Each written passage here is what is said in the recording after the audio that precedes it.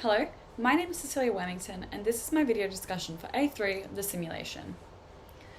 Following the iOS 31000 and the AS NZS 5050, when approaching risk management, it is important to outline the context of the organisation. This was defined through the pre-phase information in Phase 1 and 2, which clearly outlined the organisation's objectives and purpose through the mention of international travel and getting their pilots into the air. After Phase 1 of the simulation, I decided to select option 5, which was none of the above. This allowed my team to investigate for 24 hours more. After the pre-phase information was discussed, there were numerous important points made and different aspects to consider. These address various components of the aviation industry in Australia and how COVID-19 have impacted it. As such, I decided it would be best to take an additional 24 hours to consider the decision rather than a proposed few hours. This was done more to ensure a rational, better thought out decision could be made rather than going with an impulsive decision that may not have been considered carefully, especially because the other options were all very strong in one direction. While 24 hours isn't a significant amount of time, it is enough to gather just a little bit more information and go in a direction from there. This decision was made following both the iOS 31000 and the AS NZS 5050 standards, which both recommend gathering information to make a decision. Following the AS NZS 5050, this is to reduce the level of ignorance among individuals, the company, and stakeholders, while improving the understanding of the interdependencies and interrelationships of people, informations, and the systems at work. This is particularly crucial in the airline simulation, as there were a significant number of stakeholders involved from the very start, including the airlines, the government, and CASA. I followed the standards while subconsciously applying the normal accident theory framework, which suggests that when you put more resources into something, there's an increased likelihood that it will be tightly coupled and therefore more likely that things can go wrong due to higher interdependencies of the systems. Increasing networks and relationships increase the complexity of the system and couple them tighter, resulting in the increased likelihood of a system incident or accident. This is why I decided it would be best for the organisation to take the extra 24 hours to consider and discuss the viable options, rather than immediately deciding on direction and involving the stakeholders further. I do believe this would have led to overcrowding and information overflow, making it more difficult to make a viable or thought out recommendation. And this is why in Phase 1 I chose option 5, which was just to not go with any of the directions and rather take a step back and have a bit of a think. Following this, I ranked my answers for Phase 2. I ranked retaining a viable pilot air force is the responsibility of the airlines as my first option, whereafter I ranked establishing pilot alumni networks as my second preference. Following this, I ranked the government has the responsibility to ensure pilots remain flight ready in third, with the flight simulators and the COVID safe implementation plan in fourth. Lastly, I ranked letting the pilots lap their license in fifth place. As Phase 1 explored the context and identified the risk, which was then not having airlines and their pilots be flight ready when demand returns to an economically sustainable level, the next crucial step was to analyse the risk. I did this using a pestle analysis, which allowed me to complete horizon scanning and a foresighting analysis as per AS NZS 5050 recommends doing. There were strong political factors to consider in the scenario. The Minister for Health, the Minister for Transport, and the federal government were all key stakeholders involved and were brought in for the decision-making process very early on. Each department did have their own agendas and were able to distribute or withhold resources, which came with their own pros and cons. The environmental factors considered were the risks regarding whether the aircrafts would be flight ready or not, and how the maintenance of these aircrafts were then discussed. It can be detrimental for the aircraft to remain unused, so I considered how this risk could be decreased through using the aircrafts to fly around Australia. However, this did pose a strong environmental impact due to the emissions and fuel usage of the aircrafts, alongside other environmental impacts that go alongside flying, which is why this was definitely not necessarily a viable option. Some of the social factors I considered were including how Australia may be cut off from the world and the risk that having no Australian airlines pose to the Australian workforce in the future. Further social factors were considered were how not having a viable aviation industry would impact the internal and external stakeholders of Australia, such as the staff in the aviation industry, and then consumers, and how we may be impacted further down the line in terms of if we had no airline, how would we import, export goods, for example, and how that would affect the economy and things like that further down the line in a long-term future. When analysing the technological factors that may have impacted the risk analysis, the focus fell mainly on the maintenance of the aircrafts and how the parking of the aircrafts and the decreased use will deteriorate the engines. This was supported by the knowledge and research I had done in my assessment 1, which meant I felt a lot more confident in the analysis of these factors. Through my previous research, I was very much well aware of the risk failed maintenance can cause, both short and long term, which was discussed in my A1.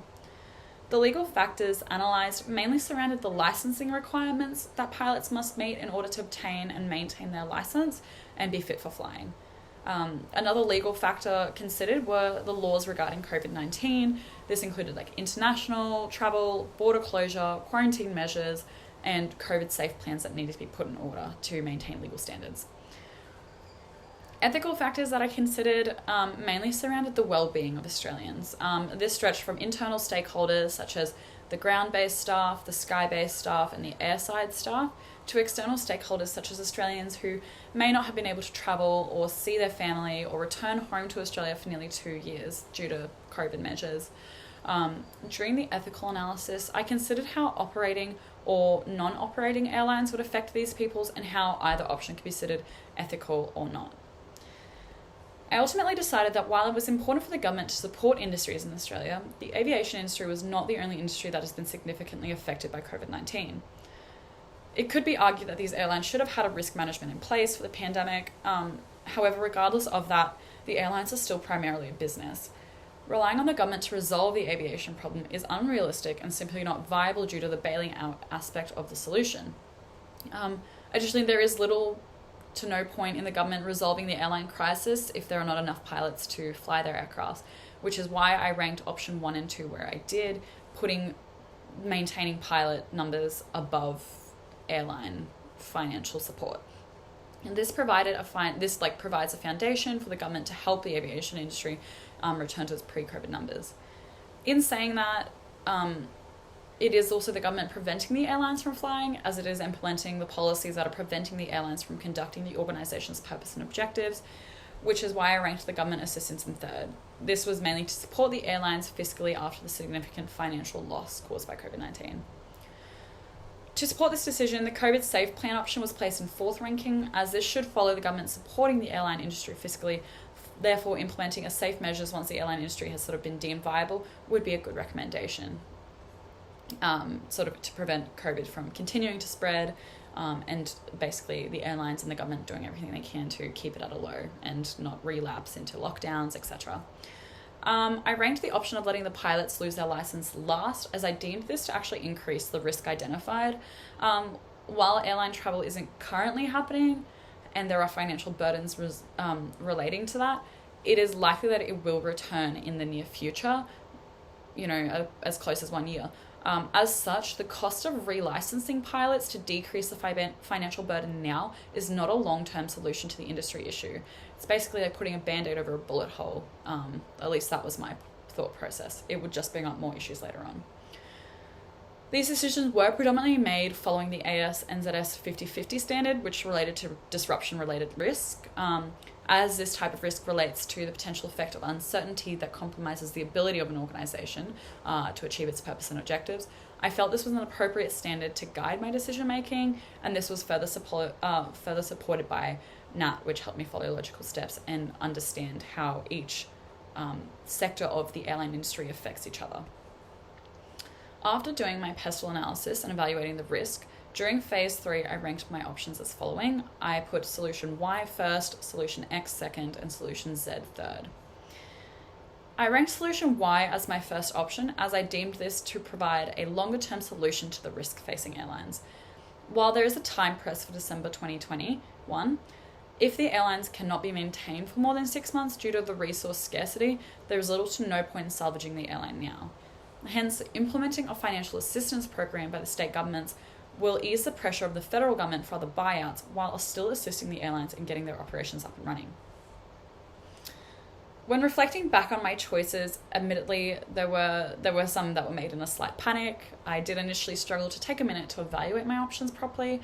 However, using the PESTEL analysis and having the iOS 31000 and the AS/NZS 50/50 standards available definitely helped me clarify my decision-making process. In hindsight, some of my recommendations are extremely contradictory, and if I was able to redo the simulation, I would likely reshuffle my answers during phase 2. This is actually due to my misunderstanding. I believe we were ranking them in order that they would be conducted in, not in order of best to worst recommendation. With this in mind, I would have ranked the government's assistant option in first rather than third. This does contradict my initial response and justification.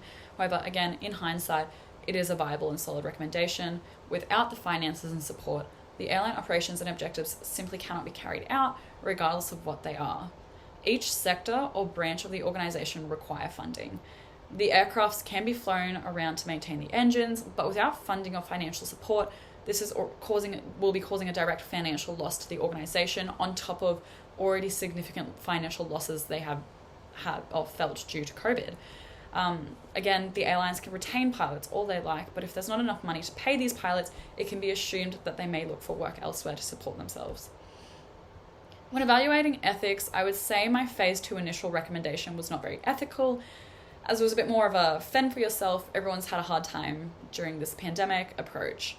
This essentially disregarded the stakeholders of the airlines. However, on the contrary, it could have been argued that this was more ethical, as it is fairer for all industries in Australia, rather than deeming one more important than others. It can be argued that my decisions may not have been as ethical as they could have been, as it put the aviation industry before others in Australia and does not provide an immediate solution. However, due to the nature of the organisation and the risk identified, it will require a long-term solution that can help combat unforeseen risks that may emerge in the future. As the NAT theory states, increasing individual parts in the system will increase the complexity of this system and tightly couple these interactions. As such, focusing on the financial recommendation, which plays a key part in most aspects of the organisation, I judged that this would affect the sector of the organisations rather than just one or two. For example, if I had chosen the flight simulators, that would strongly affect the pilots and that part of the aviation organisation. However, there are still many other components that would be affected and not treated. Recommending a financial solution will affect each individual part in the organisation, which can and will affect their tightly coupled counterparts. While that does argue that there is an increased likelihood of failure when parts are increasingly complex, the financial aspect of the treatment provides a solution that may have caused the systems to fail. For example, if the aircraft maintenance is failing, a financial solution allows the organisation to buy new parts, pay maintenance staff to repair or check the aircrafts, or direct funds into getting the aircrafts into the air. If the failure of a system regards the pilots, the organisation is able to direct funds into training or relicensing pilots if necessary. These are examples of all things that do require funds, which is why I chose to prioritise solution Y over the other solutions.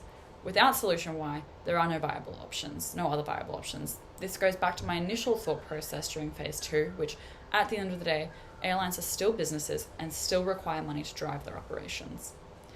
Overall, I think I made a relatively good recommendation to ensure that the organisation was able to achieve its objectives and purposes.